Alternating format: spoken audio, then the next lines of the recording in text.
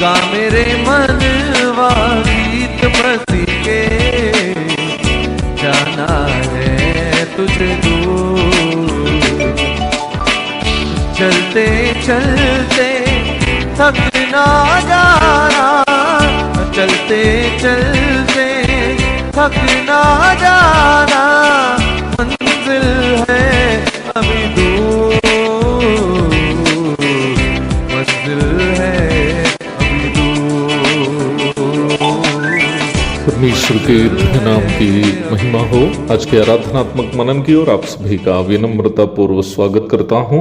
आराधनात्मक मनन में हम बीते कई सप्ताह से सप्ताह के पहले दिन नामक विषय पर चर्चा करते आ रहे हैं। हमें इस बात को स्पष्ट रूप में देख चुके हैं कि सप्ताह के पहले दिन की कलीसियाई सभा विशेषकर रोटी तोड़ने की सभा है। हम बीते रविवार के दिन ये भी देखे थे कि रोटी तोड़ने की सेवकाई प्राथमिक रूप में प्रभु यीशु मसीह के मृत्यु, पुनरुत्थान एवं दूसरा आगमन की याद करते हुए प्रभु को धन्यवाद अर्पण करने की सेवकाई है। परंतु कई लोगों की धारणा यह है कि प्रभु भोज की सेवकाई केवल प्रभु यीशु मसीह की मृत्यु, पुनरुत्थान एवं द्वितीय आगमन की याद करने की सेवकाई है। ये धारणा गलत है। कुरिन्थियों की पहली पत्री 11वां अध्याय के 17 से 34 तक के भाग को आमतौर पर प्रभु भोज अथवा रोटी तोड़ने की सेवकाई के बारे में समझाने वाला भाग के रूप में अधिकांश लोग समझते हैं। परंतु सच्चाई यह है कि निम्न भाग में प्रभु भोज की सेवकाई को कुछ अन्य बातों को समझाने के लिए उदाहरण स्वरूप लाया गया है। आप कृपया पहला कुरिन्थी 11वां अध्याय के 17 से 18 तक के भाग को पढ़िएगा। परंतु ये आज्ञा देते हुए मैं तुम्हें नहीं सराहता, इसलिए कि तुम्हारे इकट्ठे होने से भलाई नहीं परंतु हानि होती है। क्योंकि पहले तो मैं यह सुनता हूं कि जब तुम कलीसिया में इकट्ठे होते हो तो तुम्हें फूट होती है, और मैं इस पर कुछ विश्वास भी करता हूं। प्रथम अध्याय से लेकर चर्चा किया जाने वाला फूट जो कुरिन्थ की कलीसिया के विश्वासियों के बीच होती थी, उन्हें समझाने और डांटने के बीच यह प्रभु भोज की सेवकाई को पौलुस एक उदाहरण स्वरूप ला रहा है। हम इसके प्रथम अध्याय में देखते हैं कि कुरिन्थ की कलीसिया के सदस्य अपने आप को कई गुटों में विभाजित करके अपने आप को पौलुस, अपुल्लोस, पतरस और यहाँ तक यीशु मसीह के नाम में भी विभाजित करके आपस में झगड़े कर रहे थे। पहला कुरिन्थी अध्याय 1, 11 और 12 पढ़िएगा। उस कलीसिया के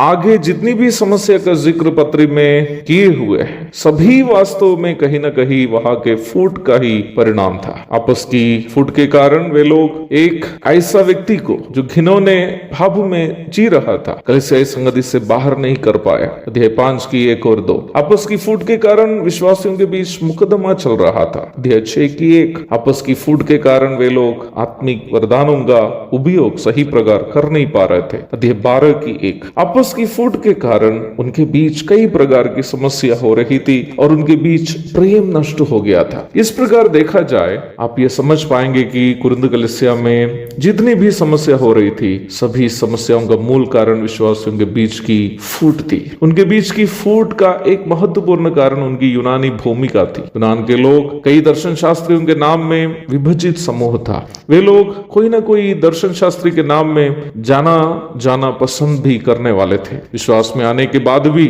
उनके शरीर में वास करने वाला पाप का स्वभाव उन्हें यद्यपि दूसरे नाम में क्यों ना हो, पुराना पाप को नई सिरे से कलीसिया में लागू करने के लिए प्रेरित किया। इस परिप्रेक्ष्य में 10वां अध्याय में पौलुस उनको याद दिला रहा है। पद 16 एवं 17 पढ़ लीजिएगा अध्याय 10 के।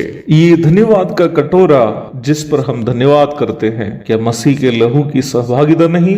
वो रोटी जिससे हम तोड़ते हैं, क्या वो मसीह की देह की सहभागिता नहीं? इसलिए कि एक ही रोटी है तो हम भी जो बहुत है एक देह है, क्योंकि हम सब उसी एक रोटी में भागी होते हैं। वहां एक रोटी के लिए यूनानी में जो शब्द इस्तेमाल किया वह है आर्टोन। इस शब्द एक रोटी अथवा वन ब्रेड दिखाता है। मत्ती 26 की 26 एवं पहला कुरिन्थी 11 की 23 आदि आयतों में भी आप हिंदी में जो रोटी शब्द देखते हैं वहां यूनानी में आर्टोन शब्द को देख सकते हैं। जैसे कि मैंने कहा, आर्टोन शब्द का अर्थ वन ब्रेड अथवा एक रोटी है। ये एक रोटी प्रभु यीशु मसीह का आत्मिक आत्मिक शरीर कलीसिया को दर्शाती है। पहला कुरिन्थियों अध्याय 12 से 27 तक के आयतों को पढ़िएगा। सप्ताह के पहला दिन रोटी से हमारी सहभागिता ये दर्शाती है कि विभिन्न वंश, धर्म, गोत्र, भाषा या अन्य भूमिकाओं से मसीह में आए हुए हम मसीह में एक है। पवित्र आत्मा के बपतिस्मा के द्वारा हम एक देह के अर्थात एक कलीसिया के अंग हो गए हैं। पहला कुरिन्थियों अध्याय 12 पद 13 और 27, गलाती अध्याय 3 पद 27 और 28। मसीह होने का दावा करने वाले यदि सहविश्वासी को उसकी जाति, भाषा, रंग, वंश इत्यादि के कारण अपने से अलग समझते हैं या हीन समझते हैं, तो ऐसे लोगों को ये परखना होगा कि वे लोग वास्तव में मसीही है या नहीं, उद्धार पाए हैं या नहीं। मणिपुर से यदि मुझे कोई सुन रहा हो, बड़े विनम्रता से मैं आपसे भी कहना चाहता हूँ, आपकी भूमिका मैथई या कुकी या नागा कुछ भी क्यों ना हो, यदि आप आज मसीह में हैं, आज आप मसीह की देह के अंग हैं। आपके लिए मैथई, कुकी, नागा हर कोई उस एक देह कलीसिया के अंग है। उनका दर्द आपका भी दर्द है, उनकी खुशी आपकी भी खुशी है, उनकी आंसू आपका भी आंसू है। हम सब मसीह में एक है। हम मसीह की एक देह कलीसिया के अंग है। मसीह में भिन्नता नहीं है, मसीह ने हमें एक कर दिया है। गायक ने कितना सही गाया है, मसीह तो सब में सब कुछ, हट गई सब भिन्नता जो थी, ना रहा बड़ा या छोटा और न कोई मूर्ख ज्ञानी। मसीह तो सब में सब कुछ, हट गई सब भिन्नता जो थी, ना रहा बड़ा या छोटा और न कोई मूर्ख ज्ञानी। सबको तूने कर दिया, जय जयकार तेरी करूं। सबको तूने कर दिया, जय जयकार तेरी करूं। आज इस सप्ताह के पहले दिन रोटी में से भाग लेने के पूर्व अपने आप को अवश्य परखें कि आपके अंदर दूसरे भाई बहन के प्रति कोई भेदभाव या दुश्मनी या नफरत या अलगाव की भावना आप नहीं रखते हैं। एक धन्य सप्ताह के पहले दिन की शुभकामनाओं के साथ आज का आराधनात्मक मनन में समाप्त करता। प्रभु आप सबको आशीष दे, आमीन। नहीं तो कल जागेगा, सोए भाग हमारे। आज नहीं तो कल जागेगा, सोए भाग तुम्हारे।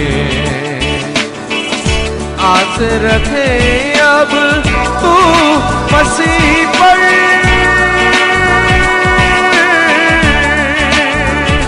आस रखे अब तू मसीह पर, जग का वो है नूर, मंजिल है अभी दूर,